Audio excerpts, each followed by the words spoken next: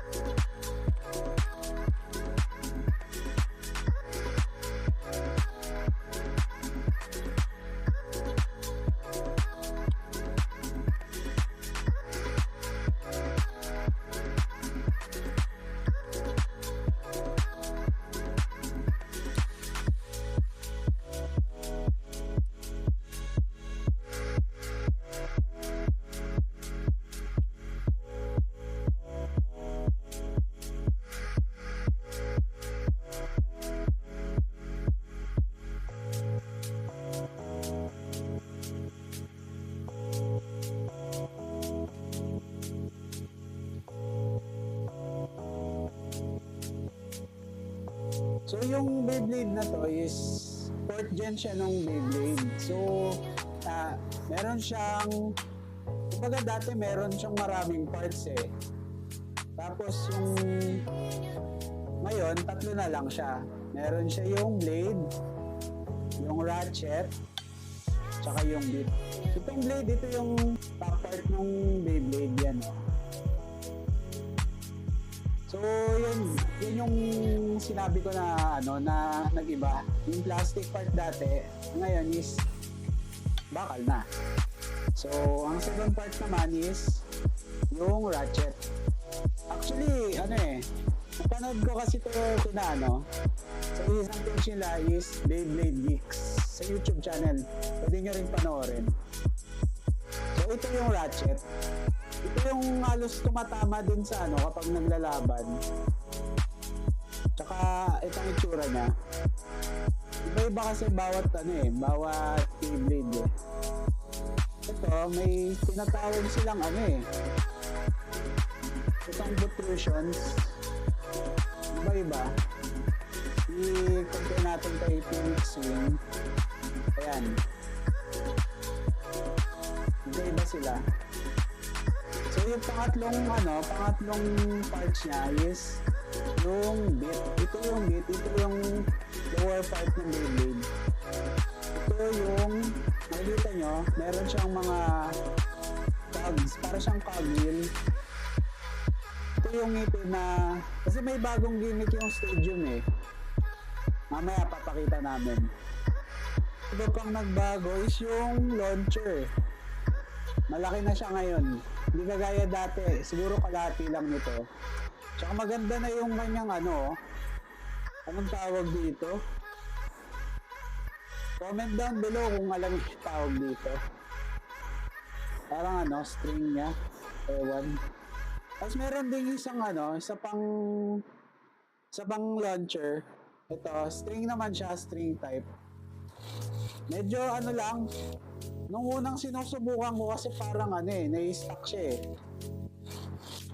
So ayan, ito yung itsura. Ayan. Tapos pwede mo rin siyang ilagyan ng sa mga accessories. Ayan, dito, tsaka dito. Each sold separately. Tapos, nakikita nyo naman yung ulo nila. Para siyang ano, iba-iba yung hugis. Actually, dati may ganito rin. Pero may ganito siya oh. Tamo, dati naman parang symmetrical lang ng mga ano, Beyblades dati. Pero ngayon, iba-iba na yung itsura. Kasi, meron daw kasing 4 types ng parang setup ng Beyblade. Merong attack, defense, stamina, tsaka balance. Yan. Nakuha ko yan dun sa ano, sa channel na pinanood ko dito sa stream. Yan. Panoorin nyo na lang din yung mga videos nila. Yung arena nila, nagbago. Kasi dati natatandaan ko kapag kami naglalaro lang kami sa parang ano, kawa, alam mo yun? Kapag ano, nakikipaglaro kami dun sa mga kapitbahay namin, tsaka yung mga pinsan ko, yan, upo kami dun sa tapat ng bahay, tapos, ilalabas namin yung kawa, doon kami naglalaro. Siyempre, pag may ganon, talo-talo na, wala naman tayong perang pambili dati, kung ano lang ibigay ng magulang natin sa atin. Yung kahit yung mga ano, yung peking Beyblade, okay na yun. Meron pa nga yung ano, para siyang bulaklak. Para siyang bulaklak yung ano, yung bakal niya. Tapos nag-i-spark pa yung pag tumatama sa ano, tumatama sa kawa. Wala lang, parang ano lang. Siyempre ngayon iba na. Ito na yung bakal niya. Tsaka ang ganda nung gimmick niya sa ano, sa arena. Kasi itong nakikita nyong ngipin sa mga ano niya, sa cogs niya, meron kasi yung gimmick yung arena na pwedeng kumabit doon. Ang tawag doon yung ano, extreme line. Yun. Parang umiikot siya doon. Para magsalpukan yung dalawang Beyblade. Tapos ayun, meron din silang point system na yung survivor finish, yun yung kapag yung Beyblade mo, yung natirang umiikot. Yung burst finish naman, yun yung nagkalasa na yung mga parts ng Beyblade. Tapos yung knockout, syempre, pag napunta doon sa either sa magkabilang packet ng arena, knockout ang tawag doon, 2 points. Survivor finish, 1 point. Burst finish, 2 points. Knockout, 2 points din. Saka yung extreme finish, yun yung pinakagitnang packet, 3 points. Okay guys, sample na tayo ng laro. Panoorin natin to.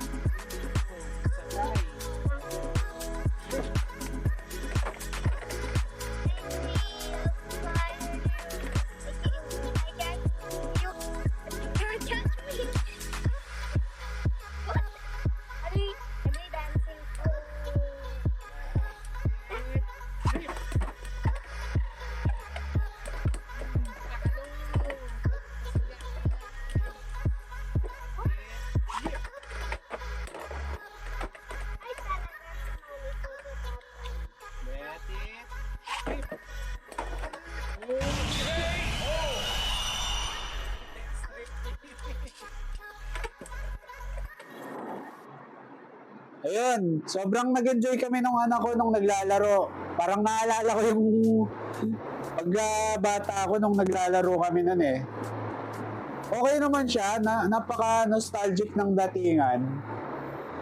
Siyempre, kanina na mapupuntang ating mga toys kay Gavin.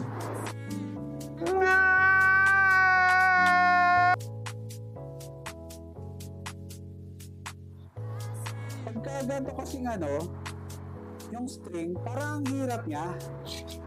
Parang ang hirap niya para sa para sa akin. Unlike sa itong ayun, natatandaan ko ng tawag, parang winder. Winder ba to? Unlike na pag ganito, pag hinatak mong ganyan, may pwersa eh. Pero pag ito, pag hinatak mo, parang may pigil yung galaw mo. Kaya hindi mo rin ma-exertan ng effort. Mas preferred ko yung gantong kulay, yung gilid niya, kaysa dito. Kasi tignan nyo naman, ilang lang ng laro namin ng anak ko. Tanggal na agad yung tanggal na agad yung kanyang yung coating na pintura.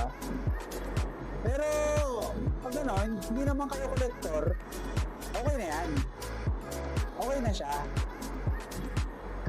Pero yun lang ang comment ko. Kasi napansin ko nung pagkatapos namin maglaro, para siyang nabakbak yung kulay niya. Kaya mas prefer ko yung ganito. Kaya kung hindi ka naman maselan, okay na yan.